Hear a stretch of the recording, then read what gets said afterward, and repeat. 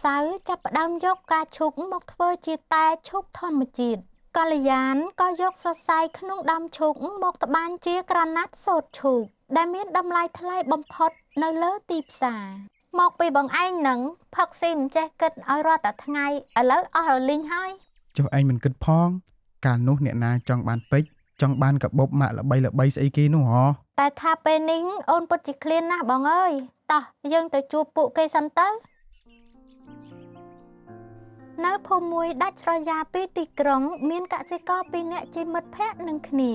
តាំងពីក្មេងរហូតដល់ចាស់ពួកគេមានរបរប្រចាំតកូលគឺការដាំឈូកក្នុងបឹងធំមួយដែលបន្សល់ទុកពីដូនតាជារៀងរាល់ថ្ងៃពួកគេត្រូវចុះបេះផ្កាឈូកនិងផ្លែឈូកទាំងកណ្ដាលថ្ងៃត្រង់ដើម្បីយកទៅលក់ឲ្យឈ្មួញកណ្ដាល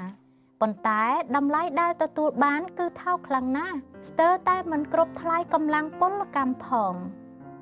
ថ្ងៃមួយក្រោមម្លប់ដើមអំពិលក្បែរបឹងឈូកសុកនិងសៅកំពុងអង្គុយសម្រាកពីការងារសៅគ្នាហត់ណាស់វើយឯងមើលដៃជើងយើងចុះសុទ្ធតែភក់និងឈូតដាច់រលត់អស់ហើយមួយថ្ងៃក្បាលនៅតែក្រោមកម្ដៅព្រះអាទិត្យជើងត្រាំក្នុងទឹកតែលុយដែលបានមកគ្រាន់តែទិញអង្ករច្រកឆ្នាំងសឹងមិនគ្រប់ផងតែយើងត្រូវត្រឹមបែបនេះដល់ណាទៀតទ្រាំទៅសម្លាញ់អើយនេះជាមុខរបរដែលឪពុកយើងទុកឲ្យយ៉ាងហោចណាស់យើងក៏មានបាយហូបមិនដាច់ពោះដែរខ្ញុំជឿថាបើយើងចេះគិតកែច្នៃថ្ងៃណាមួយឈូកនេះនឹងផ្ដល់ផលឲ្យយើងវិញជាក់ជាមិនខានឯងជប់ស្រមោលសម័យទៅណែគ្នាបានដំណឹងថាមានអុកញ៉ាម្នាក់នៅទីក្រុងគេចង់ទិញបឹងឈូកយើងនេះដើម្បីចាក់ដីធ្វើបូរីនិងរោងចក្រគេហ៊ានឲ្យតម្លៃរាប់ម៉ឺនដុល្លារឯណោះនេះជាឱកាសមាសឱកាសប្រាក់របស់យើងហើយសម្លាញ់បើយើងលក់ទៅយើងនឹងក្លាយជាសេដ្ឋីភ្លាមតែម្ដងមិនចាំបាច់មកត្រាំទឹកបែបនេះទៀតទេឯងលក់ដីនេះឬទេ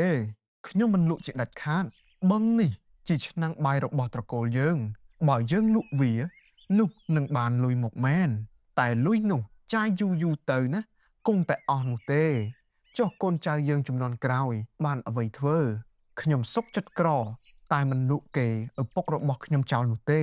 ខ្ញុំមានគម្រោងថានឹងទៅរៀនធ្វើតែពីផ្កាឈូកនិងយកសរសៃឈូកត្បាញជាក្រណាត់វិញឯងនេះល្ងងណាស់ចង់ទៅរៀនត្បាញសរសៃឈូកស្អីគេនោះមួយជីវិតនេះឯងមិនស្គាល់ពាក្យថាមានបានទេតាមចិត្តឯងចុះចំណុចដីបឹងរបស់គ្នានេះណាគ្នាសម្រេចចិត្តហើយថានឹងលក់ចេញតែម្ដងហើយទៅរស់នៅទីក្រុងយ៉ាងសោយសុខជាមួយនឹងប្រពន្ធរបស់គ្នា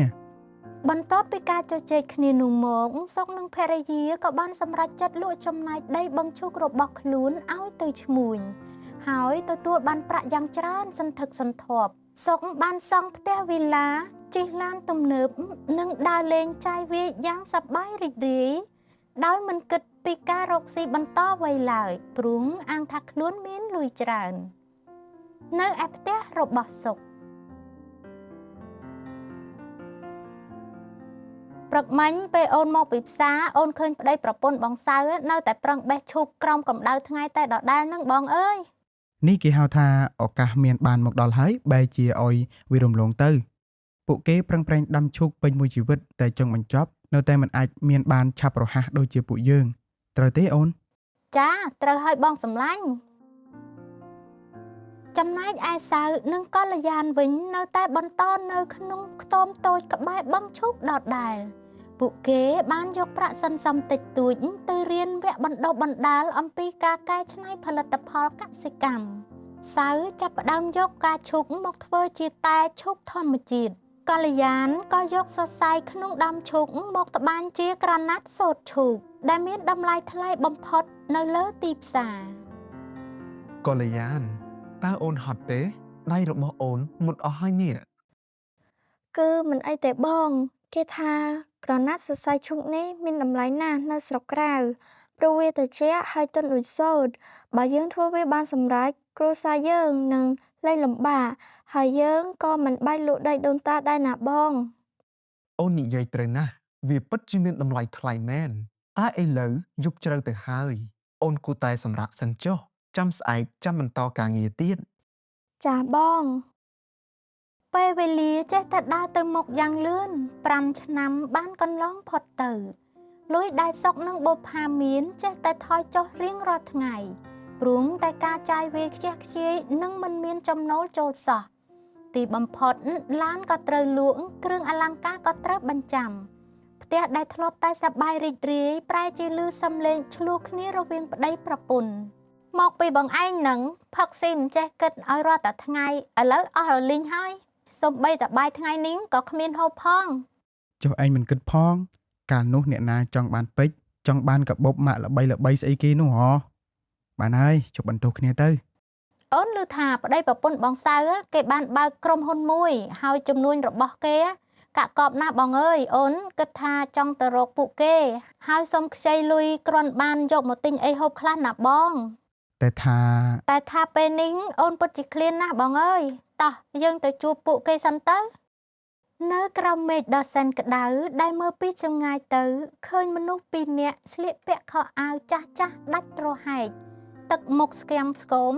ដើរតម្រង់មកកាន់រោងចក្រសិប្បកម្មដ៏ធំមួយដែលមានឈ្មោះថាសិប្បកម្មឈូកមាសនៅខាងក្នុងរោងចក្រកល្យានកំពុងឈរពិនិត្យមើលក្រណាត់សូត្រឈូកយ៉ាងប្រណិតខណៈដែលសៅកំពុងឈរចរចាជាមួយភ្ញៀវបរទេសទៅលើតែឈូកពេលគេឃើញមិត្តចាំងសៅនិងកល្យានក៏រត់មកទទួលយ៉ាងរាក់ទាក់ទោះបីឃើញសភាពមិត្តយ៉ាប់យ៉ឺនក៏ដោយព្រះអើយតើនេះជាសុកមែនទេសម្លាញ់មិនក៏ឯងមានសភាពបែបនេះទៅវិញសៅគ្នាខ្មាស់ឯងណាលុយដែលបានពីការលក់ដីបឹងកាលនោះឥឡូវវារលាយអស់ហើយគ្នាវង្វេងនឹងភាពហ៊ឺហាលេងល្បែងនិងចាយវាយខ្ជិះខ្ជាយមិនបានគិតរកស៊ីអ្វីសោះឥឡូវសំបីតែផ្ទះក៏គេរឹបអូសដែរគ្នាឮថាឯងឥឡូវក្លាយជាម្ចាស់សិប្បកម្មធំដែលមានគេឈ្មោះល្បីគ្នាគ្រាន់តែចង់មកសុំការងារឯងធ្វើដើម្បីបានបាយហូបមួយពេលតែប៉ុណ្ណោះមែនហើយកល្យានអើយខ្ញុំស្ដាយក្រោយណាស់ខ្ញុំច្រឡំស្រឡាញ់ភាពស្រណុកសុខស្រួលមួយពេលឥឡូវពួកខ្ញុំអស់ហើយសូម្បីតែផ្ទះក៏ធនាគាររឹបអូសដែរបងស្រីកុំយំអីទ្រព្យសម្បត្តិយើងអាចរកបានថ្មីប្រសិនយើងមានជំនាញនឹងការតស៊ូកាលនោះខ្ញុំនិងបងសៅក៏ហត់នឿយសើតែបោះបង់ដូចគ្នានឹងតែពួកយើងជឿថាតម្លៃពិតមិនមែននៅលើភក់ទេតែនៅលើផ្កាដែលដុះចេញពីភក់វិញកុំនិយាយអញ្ចឹងអីសម្លាញ់យើងជាមិត្តនឹងគ្នាតោះចូលមកខាងក្នុងសិនមកហូបបាយហូបទឹកឲ្យមានកម្លាំងសិនទៅបន្ទាប់ពីស្រស់ស្រូបអាហាររួចសៅបាននាំសុកដើរមើលរោងសិប្បកម្មរបស់ខ្លួនគេឃើញកម្មកររាប់សិបនាក់កំពុងមមាញឹកខ្លះកំពុងបេះឈូងខ្លះកំពុងសម្ងួតតែនិងខ្លះទៀតកំពុងត្បាញក្រណាត់ពីសរសៃឈូកយ៉ាងស្អាតឯងពូកែណាស់សៅកាលនោះគ្នាគិតថាឈូកក្រិនតែជារុក្ខជាតិដុះក្នុងភក់គ្មានតម្លៃមិននឹកស្មានថាឯងអាចប្រែក្លាយវាឲ្យទៅជាផលិតផលដែលមានតម្លៃថ្លៃខ្លាំងបែបនេះសោះបើកាលនោះគ្នាស្ដាប់ឯងកុំលក់បឹងនោះចោលម្លេះគ្នាក៏គួរតែមានជីវភាពល្អដូចឯងបាត់ទៅហើយសម្លាញ់តាមពិតទៅណាទ្រព្យសម្បត្តិពិតប្រាកដមិនមែនជាដុំលុយដែលយើងកាន់នៅក្នុងដៃនោះទេប៉ុន្តែគឺជាចំណេះដឹងនិងសមត្ថភាពក្នុងការបង្កើតតម្លៃពីអ្វីដែលយើងមានដើមឈូកផ្កាឈូកឬក៏ផ្លែរបស់វាមួយបើយើងយកទៅលក់ទាំងឆៅបានត្រឹមតែ500រៀលអីប៉ុណ្ណោះទេក៏ប៉ុន្តែបើយើងយកវាមកកែច្នៃជាតែឬក្រណាត់យើងអាចលក់បានលើសនឹងទ្វេដងទៀតណាគ្នាភ្លឺភ្នែកឲ្យសម្លាញ់តែពេលនេះវាហួសពេលហើយសម្រាប់គ្នាមិនទាន់ហួសពេលទេសម្លាញ់ដរាបណាឯងនៅមានកម្លាំងនិងឆន្ទៈសុខសម្លាញ់ខ្ញុំអើយឯងចាំពាក្យកាលនោះទេការលក់ដីគឺដូចជាការកាប់ដើមឈើហូបផ្លែដើម្បីយកអស់ដុតវាឆេះសន្ធោសន្ធៅល្អណាស់តែបានតែមួយផ្លែតក៏คล้ายជាផេះផងទៅប៉ុន្តែការថែរក្សានិងកែច្នៃគឺដូចជាការស្រោចទឹកដាក់ជីទោះវាប្រើពេលយូរតែវាឲ្យខ្លាយយើងហូបរហូតគ្នាវង្វេងហើយសម្លាញ់តើគ្នាអាចសុំមកធ្វើការជាកម្មករឲ្យឯងបានទេគ្នានឹងប្រឹងប្រែងមិនខ្ជិលទៀតនោះទេមិនមែនជាកម្មករទេតែជាដៃគូវិញទេតាខ្ញុំបានទិញបឹងឈូកបន្ថែម 4-5 ទៀតដែរខ្ញុំត្រូវការមនុស្សដែលទុកចិត្តបានមកជួយមើលឯងនឹងបុប្ផាប្រពន្ធឯងនឹងមកជួយមើលការងារចំការចុះខ្ញុំនឹងកល្យានមើលការងារសិប្បកម្មនៅអេរ៉ូចាក់យើងនឹងចាប់ផ្ដើមជាមួយគ្នាម្ដងទៀតណាសម្លាញ់ចាប់តាំងពីថ្ងៃនោះមកសុកបានខិតខំធ្វើការនិងរៀនសូត្រពីសៅយ៉ាងយកចិត្តទុកដាក់ គាត់លែងស្រមៃចង់បានលុយភ្លាមទៀតហើយប៉ុន្តែគាត់រៀនបង្កើតលុយពីកម្លាំងញើសឈាមនិងបញ្ញារបស់ខ្លួនឯង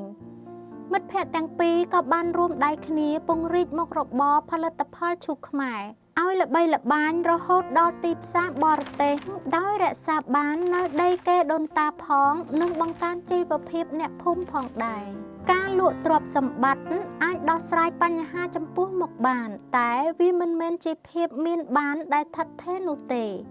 ការចេះកែច្នៃបង្កើនតម្លៃនិងមានចំណេះដឹងលើអ្វីដែលខ្លួនមាន